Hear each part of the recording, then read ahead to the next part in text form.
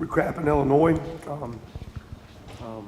Again, I think it's to our guys a little bit. We didn't make too big a deal, but I thought it was pretty cool. We did some things trying to honor the vets last week. I thought the one little thing we did with some former players that are serving our country was pretty cool. We showed it to the team. We talked a little bit about that. And, even though we don't have, we put the little flag on our helmet and kind of did our stripe deal, but it was kind of nice to, because I know Coach Deal's son-in-law's deployed right now, and some of our former players, some of you guys that coach, I think you saw that deal was a pretty cool deal. So it was kind of nice to have a good win and also kind of do so, kind of paying respect to those guys. So good to win at home and kind of good to have a good performance. And like Mr. Glass says all the time, we represent more than just ourselves and our team. So it's kind of good to have a good, strong showing for those guys, and proud of those guys. Offensive players of the game, Tevin Coleman and Cody Latimer both had really strong performances.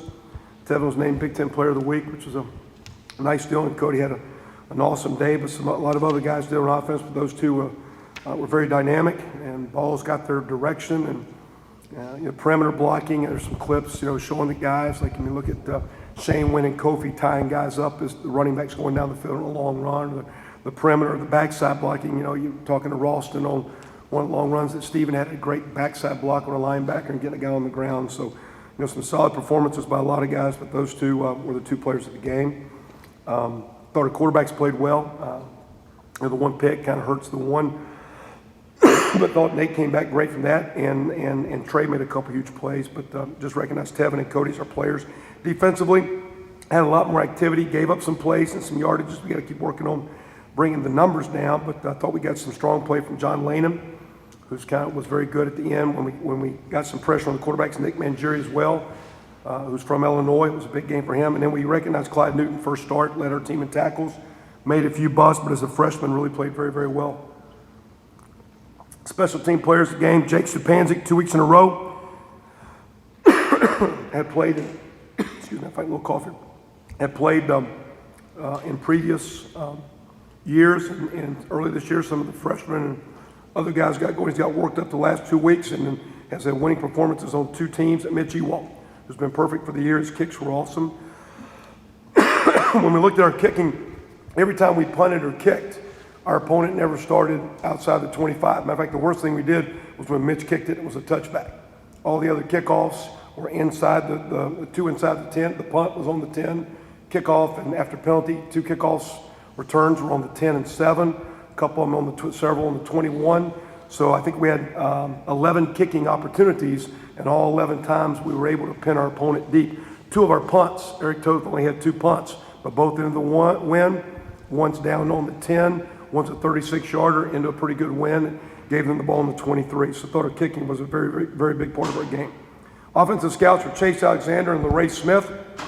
Chase is from Avon. We didn't take a no lineman last year. He's a 300-pound center inside guy. You guys will see in years to come. We're happy him. LaRae was able to come back and have a solid week. Ben Polk, another freshman walk-on D lineman downstate from Evansville that we're excited about, did well. And Laurel Williams, who's an in-town kid from Bloomington North, a quarterback that we're looking as a hybrid linebacker safety, and excited about all of those guys. Those guys, 3 of those guys are walk-ons, but they got really nice bodies and they got some potential to really help us in the years to come. So those guys are doing well.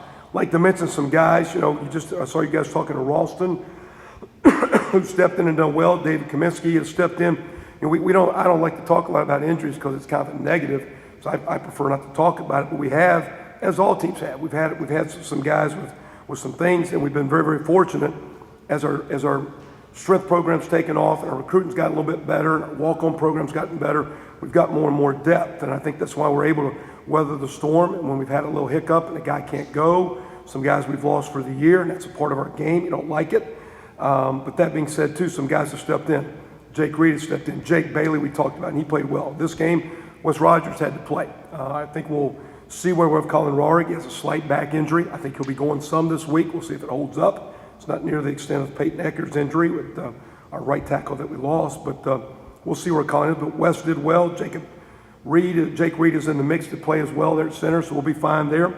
Clyde Newton came in. You guys saw that. Made some mistakes, but played well in his first start. Very excited about him. A running back in high school who's learning how to be a college linebacker as a freshman, but a very active, athletic young player. Ryan Thompson came in and had a great 3rd down stop got the ball back for us when it's a close game.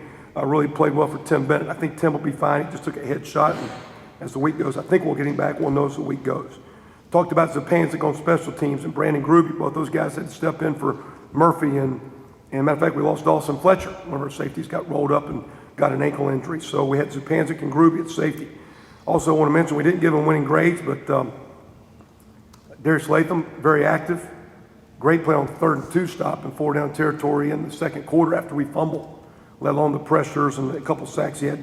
Bobby Richardson, very active. And they had some MAs and busted assignments, and that's why they were not, quote, players of the game, but they were very, very active and stepped up. Zach Shaw, same deal, some pressure at the end. I thought both our tailbacks.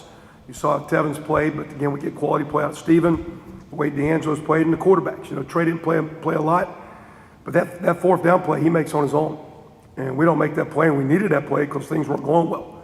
And we came out and had went 3 and out, had thrown a pick, we had busted the coverage, they scored. We needed that next drive to get some momentum. I thought that was a huge play. So again, we've got some depth, some guys stepping up, and kind of want to talk more about that. And yeah, we got a few guys hurt. Everybody does. When you have a good team, guys step up, and it's not as big a deal. When you're not a good team and you're not having success, we're not a good team yet, but we're building and we're moving that way. And I think a part of the sign is a little bit better recruiting, a lot better walk-on program in year 3 with the strength program and the maturity of some of our players.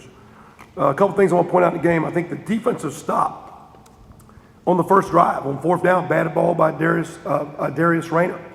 They're in 4-down territory. Guys coming open on a route. You get in 1-possession games. Everybody wants to remember the last possession or the last busted coverage.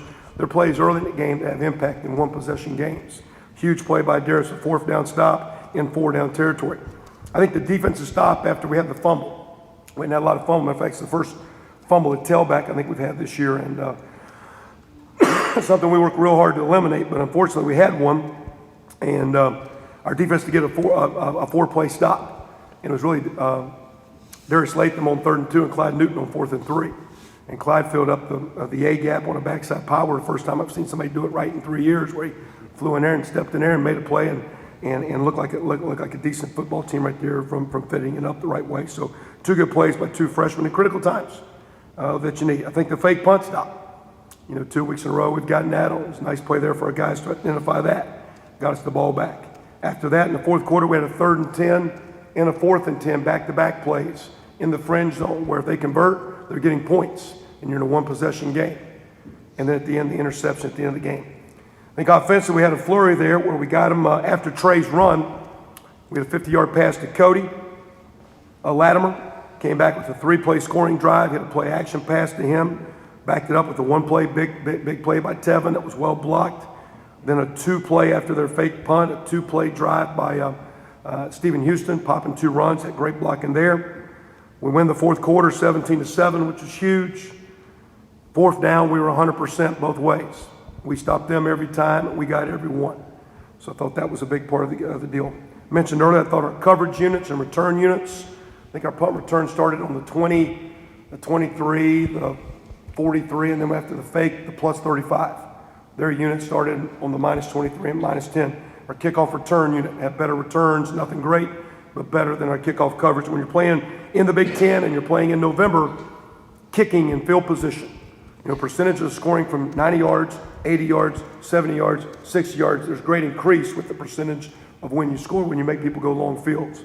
So kicking was awesome, and I think that shows, again, some of the strides that we're making as we keep moving forward. And then this week we're flipping up to Wisconsin, again, who's strong as always, and new coach with Coach Anderson, but since Coach Alvarez years ago has kind of got that thing stable. They recruit really solid, got a great style. They play great in all phases. Coach Bill McKelvey going in a strong way. I know Coach Anderson reasonably well competed against him when we were at Oklahoma. His team, I think it was a 34-27 game that they actually had a great chance, could and should have won. Actually got a poor call that actually helped us and hurt them in that game. So his teams are tough. He's a defensive-minded guy. Staff's been together a long time. We're excited to have 2 running backs 2 weeks in a row rush for 100 yards. They got 2 guys that average 100 yards. They do it every day, and they have for years. And their 3rd back and 4th back's good. They got great linemen, quality tight ends, fullbacks, a tremendous player, quarterback that can manage it. Maybe the best football player in the league might be Chris Borland. there's a lot of great football players in this league. But number 44, their linebacker, is a special, special player. That's awesome. They're good up front. They're sound in coverage. It's just a really good football team. And as always, they're good in kicking game. I think they're first in kick return. So a great challenge. I think they're sitting at 7-2 and ranked. Will be a noon kick on ESPN2 at 11 o'clock their time. It's a great challenge, and looking forward to seeing if we can have a good week and continue to improve and build as we go forward here.